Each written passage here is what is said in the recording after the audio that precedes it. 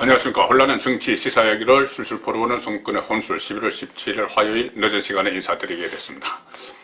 선거를 앞두고 어떤 주자들의 후보들의 지지율 여론조사, 크게 보면 두 가지 방식이 있습니다. 하나는 단순히 나열을 해서 사람들을 나열을 해서 누구를 지지하느냐 이렇게 묻는 방식이 있고, 또 하나는 좀 더 다이내믹한 건데 가상 대결을 시키는 겁니다.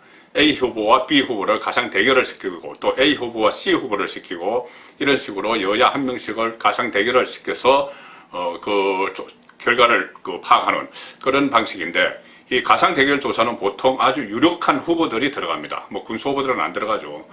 그래서 유력한 후보들 또 양당에 한 명씩 놓고 이렇게 교차로 가상 대결을 시키는데, 자, 윤석열 검찰총장에 대해서 자기 대권 주자로 자리매김했죠, 이미. 윤석열 검찰총장에 대해서 가상 대결 조사 결과가 오늘 처음 발표가 됐습니다. 윈지 코리아 컨설팅 여론조사에서죠. 여기서 아시아 경제신문 의뢰로 성인 1000명을 대상으로 이 가상 대결을 실시했습니다. 첫 번째 가상 대결이 차기 대선에 이재명 경기도지사와 민주당에서, 그 다음에 윤석열은 당은 이야기 안 하죠. 윤석열 검찰총장이 맞붙으면 누구를 지지하겠느냐 이렇게 물은 결과 이재명 42.6, 윤석열 41.9, 오차범위 안에 있습니다. 이거 누가 이겼다고 이야기하기도 어려운 것이죠. 또 하나, 그렇다면은 이재명이 아니고 이낙연과 윤석열 맞붙을 경우에는 어떨까? 여기서 윤석열 42.5, 이낙연 42.3%. 이 역시도 오차범위 안에 있기 때문에 누가 이겼다고 이야기할 수는 없습니다.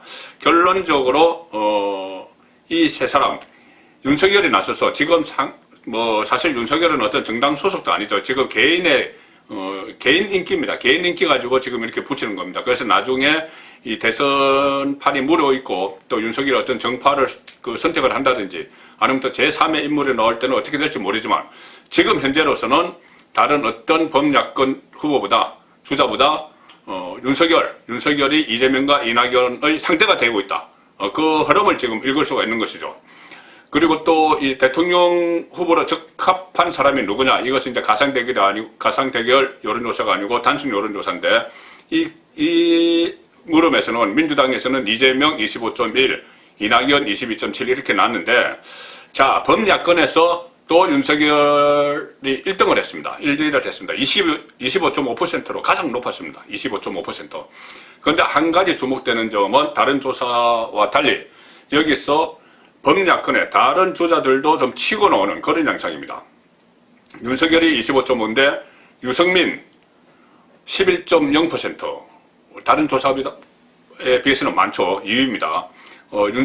유승민 전 의원 같은 경우는 어제 대선 출정식 같은 걸 비슷하게 했죠. 혁신 2위 이래가지고 2022년 대선을 겨냥한 그런 모임도 만들고 어제 토론회도 가졌습니다.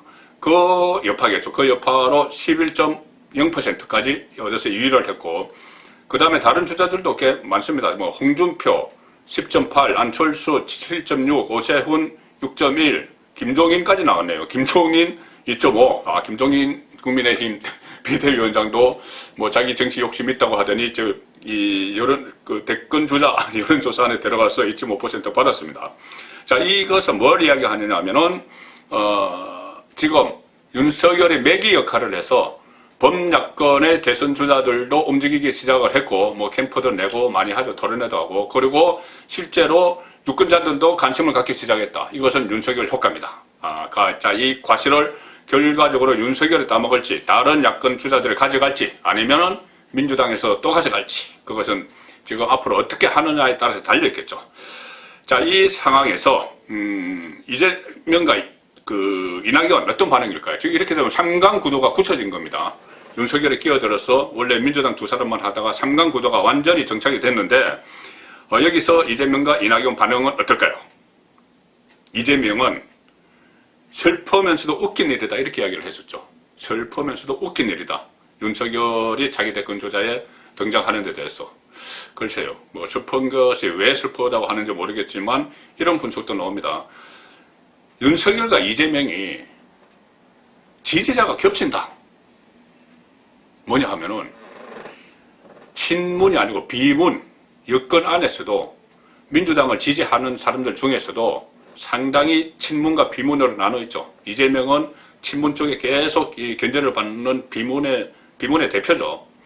그쪽에 있던 사람들이 지금 민주당을 지지를 하지만 진보 좌파 쪽 성향이긴 하지만 문재인이 너무한다. 문재인 쪽 사람들이 너무한다. 이래서 거기서 거래를 두는 유권자들이 있는데 그 유권자들이 이재명을 지지를 하고 있는데 윤석열도 어쨌거나 현직 검찰총장이죠. 살아있는 권력 지금 수사하지만 그 전에 박근혜 전 대통령 탄핵에도 어떤 그 수사를 하면서 최수출 게이트 수사를 하면서 그 근거를 다 제시했죠.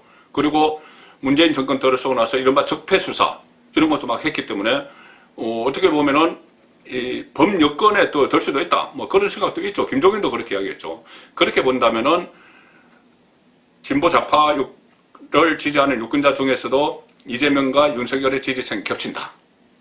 그런 말이 나오는 겁니다. 그래서 그런지 이재명은 슬퍼면서도 웃긴 일이다.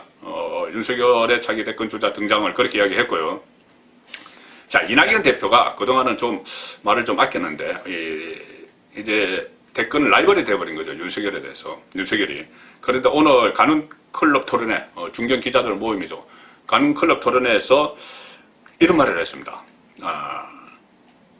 윤석열 검찰총장이 거취를 정리해야 한다. 그러니까 나가야 된다. 이런 목소리가 나오는 데 대해서 질문이 있었겠죠. 질문이 있으니 이낙연이 이렇게 이야기합니다. 윤석열 총장이 그 자리에 있는 한 공직자로서 합당한 처신을 해야 한다. 공직자로서 합당한 처신을 해야 된다. 그러니까 정치적 목소리를 내지 말아야 된다. 이 이야기죠. 그러면서 덧붙입니다. 정치적 중립심이 검찰권 남용 논란 등을 불식시킬 생각이 없다면, 자, 지금처럼 이렇게 계속 하겠다면 본인이 선택해야 한다. 거취를 선택해야 한다. 나가라 이 말이죠. 나가라는 말이 아니고 이 이낙연 입장에서 보면은 나오라 이 말입니다. 정치판으로 들어와라.